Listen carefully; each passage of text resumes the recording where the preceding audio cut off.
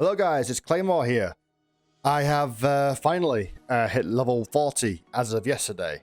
And I figured that with my journey to 40 being complete, I'd do a quick-ish review of 12.6 and the features that were introduced, or most of the features that were introduced with this patch, and generally what I think about them and what I think could use some improvement or otherwise.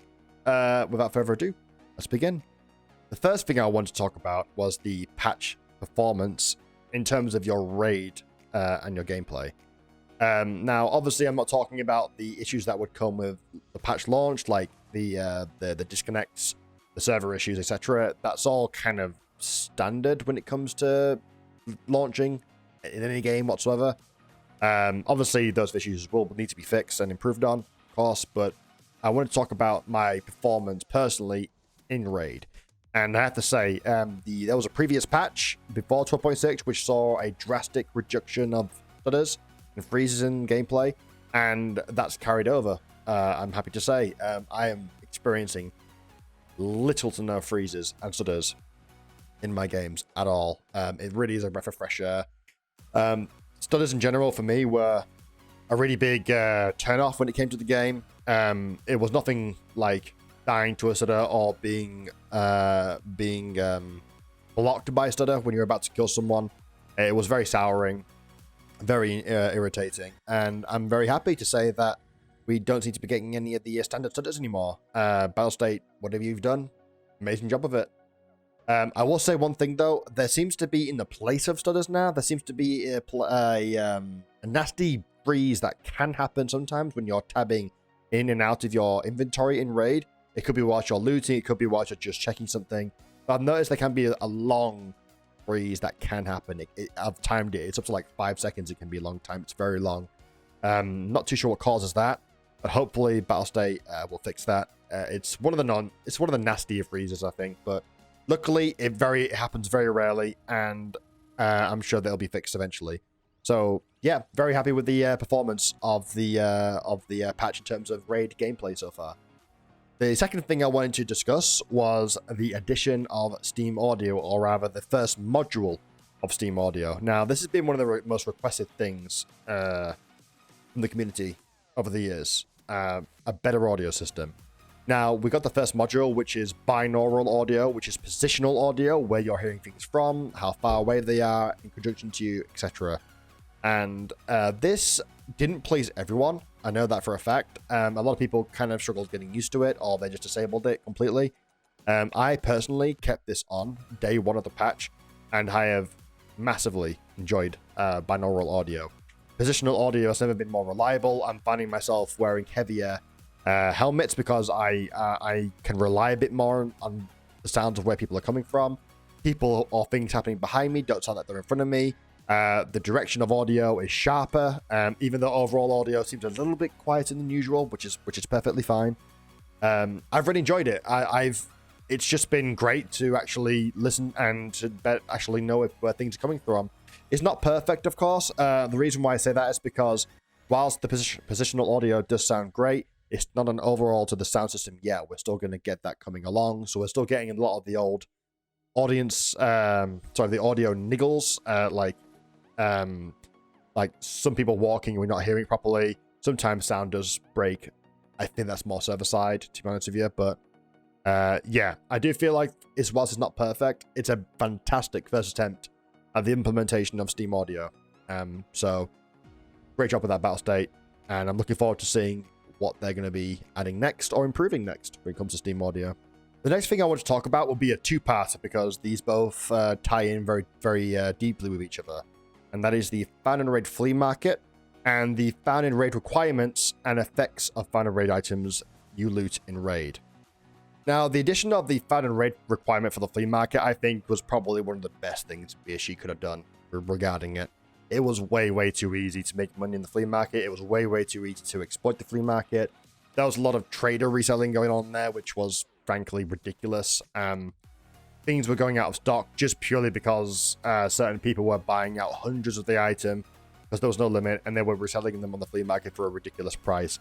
I'm happy to report that is no longer the case. The Found in Raid flea market seems a bit more leaner now. These items that you find in raid, which either are for tasks or for general value, they are a lot more valuable now. The Foundry flea market has definitely leaned the economy too. Not as many people are getting as rich as quickly, which I love to see, and it just prevents a lot of exploitation, whether it be from people who are just buying and reselling. It slows down the process of RMT sites selling to players, which is great. It slows down the process, doesn't get rid of it. It overall, I think, just makes the game a bit more hardcore. It was way too easy to make money before, so I'm happy that the flea market isn't as abusable, I guess you could say, as before.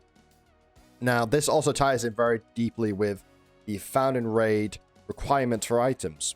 So we did have found in raid requirements in the previous patch, and I believe the previous patches before that to a degree. But they were expanded on a little bit more in this patch, and a lot of people felt it. A lot of people were kind of divided on this, and this is that the found in raid requirements for items. Now, if you die with the item you find in raid, it loses the found in raid requirement status. So if you were to find a flash drive for your task, and you're about to get out with it, but you die, you cannot hand in that flash drive into to the trader. This is definitely a lot more hardcore than I think a lot of the players are used to. I know that I've died a few times with some items that were important to me, and that set me back. I know there are a lot more people out there who have died a lot more times with very important items on their person, and it's definitely been a more frustrating change.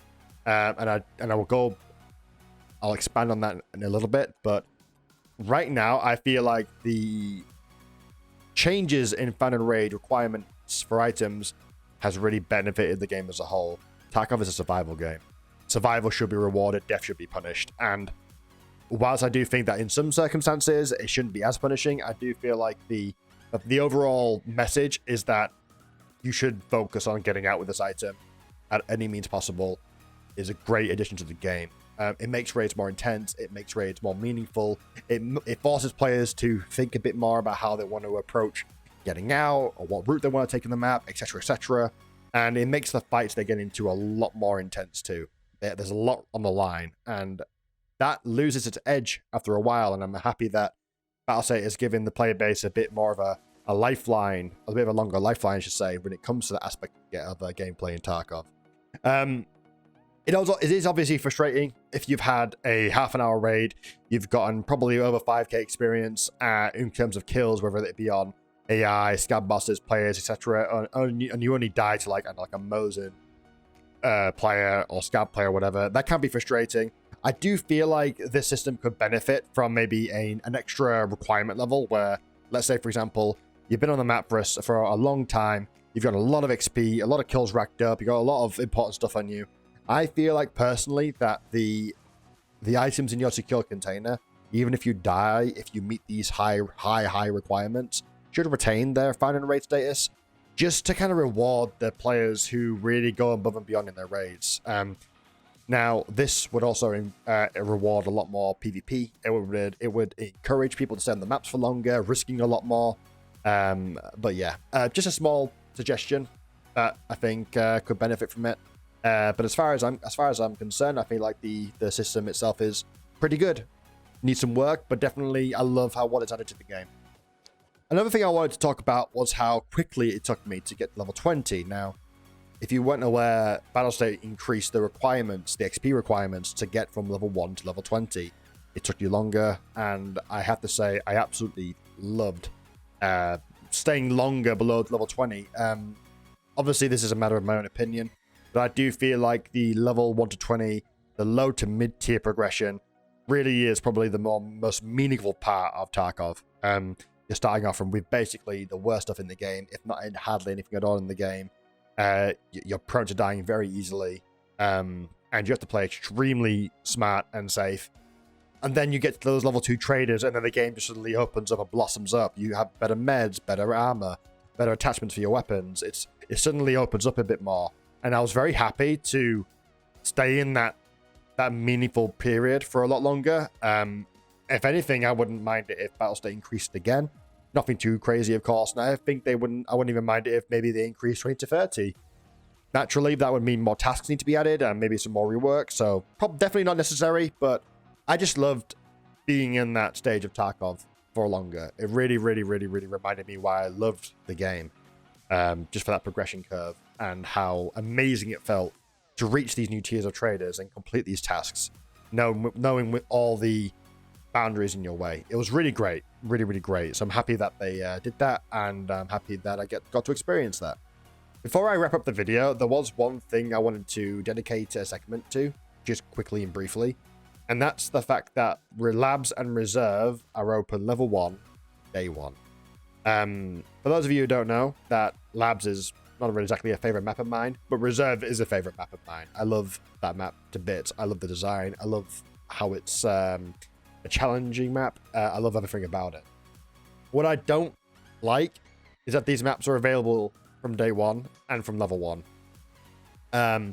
Both maps you can get an insane haul from. They have raiders on both those maps. They have an insane loot table, which can really, really bugger up the economy, and shortcut meaningful progression in the game, be it by gaining levels or certain items that you wouldn't usually be able to acquire until later on.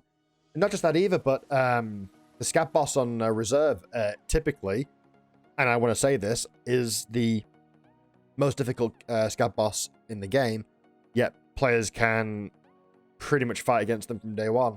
Now, whilst I do appreciate that these maps have a lot of risk to them as well, I do feel like at least like the level 1 to 20 curve, which Nikita said he expanded on, and he also said he wanted to make the game more difficult for players. I do feel like that it takes the difficulty off a little bit, because all it would take is one person to rush a tech spawn, pick up some really great stuff worth hundreds of thousands of rubles, and then get out straight away. It's Labs syndrome all over again, basically. I feel like that they could do definitely benefit with some level locks. An idea is level 20 for Reserve and level 30 for Labs. We want progression to be meaningful in this game. Now, it's great that we can have the opportunity to get some really great stuff early on, but it doesn't really feel like it's earned, especially with a lot more of the player base being a lot more experienced right now. They know that at day 1, they can get a Labs key card, go Labs, take in a pistol, kill a raider, get out with a loadout worth 500,000 rubles. It's not exactly hardcore, to say the least, and it's not exactly challenging. Obviously, for new players, this is different, but the point of the level lock being there is that it gives new players enough time to get better at the game before they tackle these harder maps, these harder AI, harder scab bosses, etc. And understanding that there's a much more of a better haul from these maps, yet they're not quite as easy as, let's say, Customs, Shoreline, Interchange to a degree. So I would very much appreciate it if Battle State would take this into consideration for the next reset and wipe. And I feel like we could benefit a lot from having these maps temporarily locked until a certain point. There's not a perfect system. It does bring its own issues, emptier maps, not many people reaching that point as quickly as other people. Absolutely understand, and I agree. But I feel like we could definitely benefit with some kind of limitation from these maps for the time being. In terms of the overall patch, that's more or less what I wanted to get into. Obviously, there are a lot more things that came with this patch, a lot more changes. But I just wanted to review mostly the predominant features that were added in this patch that were the most meaningful and what impacted the game the most. Overall, I do feel like this patch was a success. I feel like the changes they implemented, even if some do need some work, I do feel like they've put the game in a direction and they've expanded in the game in a way where I feel like the next few patches just set up some really exciting stuff. A huge thank you to BSG for really taking in the community input regarding some of these features. They've been listening to us more so than ever. And yeah, obviously there are some bugs right now in the game. Naturally, there's always bugs in Tarkov. There always has been. It's a constant battle against bugs. As far as any notable bugs are concerned, I've noticed maybe 2. My gun is sometimes stopping firing completely. That's been in the game before, but it's a bit more prevalent now. Sometimes my gun swaps from semi-autos to full auto without me even touching the button. And there is a pretty nasty bug on Shoreline right now, which seems to be happening every time I'm on that map, which is the breathing bug, which if you don't know what that is, your character acts like he's out of stamina, even though your stamina is completely full or above the red zone, and it's very hard to aim. The arms are shaky. It's hard to point and fire. And it seems to be happening in most games on Shoreline, so hopefully Battlestate got on that nice and quick. But that's basically a more or less a quick and brief review of the patch. We have a lot more features upcoming. We have a lot more patches coming. But I wanted to just review my entire 1 to 40 journey in general, because I never got to do this before, and it was good. It was fun talking about it. As far as anything else is concerned, if you didn't know, I did team up with my friend Zariel for this 1 to 40 journey. I'll leave a link just down like there. Yeah, we can do that. So make sure you go check him out. That's pretty much everything though, guys. Appreciate you guys watching. Let me know in the comments below what you loved and hated or just disliked about the patch. I'm always open for a discussion. If you haven't already, make sure you follow me over on Twitch, on Twitter, Instagram, and of course, make sure you like and subscribe down below. Guys, I'll see you all tomorrow for more streams, and I hope you all stay safe out there. Crazy times right now, crazy times. Don't do anything stupid. Stay safe. With that being said, guys, love you all. Take care. Peace.